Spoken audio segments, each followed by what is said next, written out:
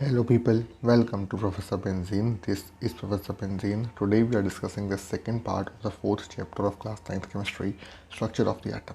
In this video we'll talk about models of the atom. तो atom की structure को explain करने के लिए अलग अलग साइंटिस्ट ने कुछ मॉडल दिए थे, जिसमें से पहला था Thomson's model of an atom.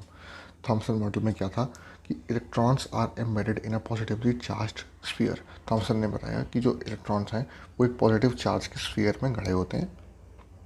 Figure में आप देख सकते हो यहाँ पे इलेक्ट्रॉन्स हैं और एक पॉजिटिव चार्ज का स्फीयर है। जिस तरीके से वाटरमेलन में सीड्स लगे होते हैं उसी तरीके से, या प्लम पडिंग जो है वो भी इस तरीके से होता है, तो इसको प्लम पडिंग मॉडल भी कहा गया था। Negative and positive charges are equal in magnitude. Negative और पॉजिटिव चार्ज जो है एक एटम में बराबर होते हैं, इसलिए जो एटम है वो इलेक्ट्रिकली न्यूट्रल होता है। Mass of an atom is assumed to be formally distributed throughout the atom. और एटम का जो मास है वो पूरे एटम पे बराबर तरीके से डिस्ट्रीब्यूटेड है, फैला हुआ है, ऐसा अज्यूम किया गया। अब इस मॉडल की लिमिटेशन ये थी कि इस मॉडल का कोई भी एक्सपेरिमेंटल प्रूफ नहीं था। मतलब इस बात जो इन्होंने बातें कही, इनको प्रूफ करने के लिए उनके पास कुछ नहीं था। It could not explain the stability of the atom. और एटम स्टेबल क्यों होता है ये भी एक्सप्लेन नहीं कर पा रहा है ये मॉडल। इसके बताया Rutherford's model of an atom. Rutherford ने एक कोल्ड फॉइल एक्सपेरिमेंट किया, जिसमें उन्होंने एक कोल्ड फॉइल के ऊपर अल्फा पार्टिकल्स को बम्बार्ड कराया था, जिसमें से ज़्यादातर पार्टिकल्स जो थे वो सीधे निकल गए बिना किसी रिफ्लेक्शन के।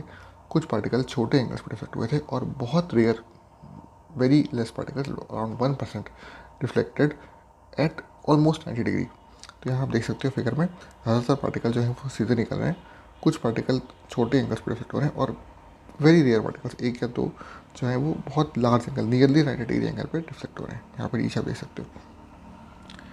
तो इससे क्या पता चला कि there is a positively charged dense sphere centre in the atom called a nucleus. एक एटम में एक पॉजिटिव चार्ज का डेंस सेंटर जिसको न्यूक्लियस बोला गया, where almost the whole mass of the atom resides. तो एटम का ज़्यादातर जो मास है वो न्यूक्लियस के अंदर ही है। The electron revolves around the nucleus in a circular orbit. और जो इलेक्ट्रॉन है वो इस न्यूक्लियस के अराउंड रिवॉल्व करता है in a circular orbit.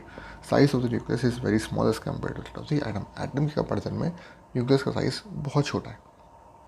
Actually 10⁻⁻10 जो है वो साइज ऑफ द एटम होता है और -15 पावर न्यूक्लियस का साइज होता है, तो बहुत छोटा है इन मीटर्स।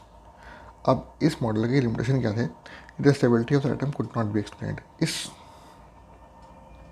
इससे भी स्टेबिलिटी एक्सप्लेन नहीं हो पाई थी, क्योंकि जो पॉजिटिव चार्ज के इन्फ्लुएंस में जब नेगेटिव चार्ज इलेक्ट्रॉन रिवॉल्व करेगा तो उस केस में स्टेबिलिटी कैसे आएगी, क्योंकि एक्चुअली में उसमें रेडिएशन होना चाहिए था।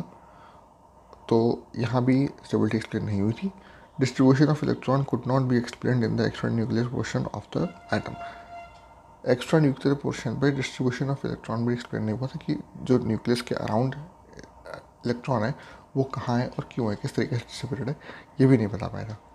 तो दो जो इसमें लिमिटेशन थी, पहला stability could not be explained upon the movement of charge electrons under the influence of opposite charge from nucleus. Opposite charge के अंदर पे इलेक्ट्रॉन का मूवमेंट, उसकी स्टेबिलिटी कैसे आई, और electron outer extra nuclear portion पे कहाँ है और क्यों है, किस तरीके से डिस्ट्रीब्यूटेड है, ये भी एक्सप्लेन नहीं कर पाया था। इसके बताया Bohr's model of an atom. फिर बोर ने एक मॉडल दिया। बोर ने ये बताया कि atom consist of positive charge nucleus around which electrons revolve in discrete orbits. मतलब कि पॉजिटिव चार्ज न्यूक्लियस है, इलेक्ट्रॉन जो है वो रिवॉल्व्स अराउंड द न्यूक्लियस, ये भी ठीक है, लेकिन इन डिस्क्रीट ऑर्बिट्स, स्पेसिफिक ऑर्बिट्स में ही इलेक्ट्रॉन जो है वो रिवॉल्व करता है around the nucleus. Each orbit has a value of energy associated with it, so it is also known as energy shell. Since the energy is fixed, it's also known as stationary state. Her shell की अपनी एक energy है जो कि fixed value है। अब क्योंकि तो उस एनर्जी है तो उसको एनर्जी शेल भी कहते हैं, और वैल्यू फिक्स्ड है, इसलिए जो इलेक्ट्रॉन की अपनी खुद की स्टेट है, जहाँ जिस ऑर्बिट में इलेक्ट्रॉन रिवॉल्व करता है, उसको स्टेशनरी स्टेट भी कहते हैं। Starting inward the shell are represented by the numbers 1 2 3 और अल्फ़ाबेट KLMN। न्यूक्लियस की तरफ से स्टार्ट करके जो शेल्स हैं उनको 1 2 3 नंबर से या फिर अल्फ़ाबेट्स KLMN से रिप्रेजेंट किया जाता है। Energy increases on moving outward toward the shell. जैसे ही बाहर की शेल की तरफ आते हैं एनर्जी बढ़ती जाती है, यानी कि इन जो न्यूक्लियस के पास का शेल है सबसे पहला, उसकी एनर्जी मिनिमम होगी, और न्यूक्लियस से सबसे दूर जो शेल है उसकी एनर्जी मैक्सिमम होगी। Energy of electron remains same in a ground state and no energy is radiated during the revolution. Revolution के दौरान जो एनर्जी है वो रेडिएट नहीं होती है, यानी कि अपने ग्राउंड स्टेट में कोई भी इलेक्ट्रॉन रिवॉल्व करते हुए एनर्जी लूज़ नहीं करता है. इट रिमेन्स सेम, ना गेन करेगा ना लूज़ करेगा. जब गेन करेगा या लूज़ करेगा तो अपनी शेल से निकल के हायर शेल में जाएगा, वापस आएगा तो लूज़ कर एनर्जी लूज़ करेगा और will come back to ground state. लेकिन जब अपनी ग्राउंड स्टेट में ही है उस समय कोई भी एनर्जी का चेंज नहीं होता है. Electrons jump to higher energy level when energy is supplied and it radiates energy when falls back to the ground. जब एनर्जी गेन करेगा तो हायर एनर्जी शेल में जाएगा और जब वापस ग्राउंड स्टेट पे आएगा तो उतनी ही एनर्जी रेडिएट करेगा, यानी रिलीज करेगा. अब इसी चीज़ को फिगर में एक्सप्लेन किया है. न्यूक्लियस है, उसके अराउंड शेल्स हैं. अंदर से शुरू किया, सबसे अंदर वाला शेल जो है वो के शेल, फिर एल, फिर एम, फिर एन. सबसे इनर मोस्ट शेल की energy minimum, outermost shell की एनर्जी मैक्सिमम. तो इसी ऑर्बिट में रिवॉल्व करते हैं. इसको आप कह सकते हो कि जिस तरीके से जो सोलर सिस्टम में सन के अराउंड प्लैनेट्स रिवॉल्व करते हैं, उस तरीके से यहाँ पे न्यूक्लियस के अराउंड इलेक्ट्रॉन्स रिवॉल्व करते हैं अपनी एक सर्टेन ऑर्बिट में. तो दोस्तों इस वीडियो में इतना ही.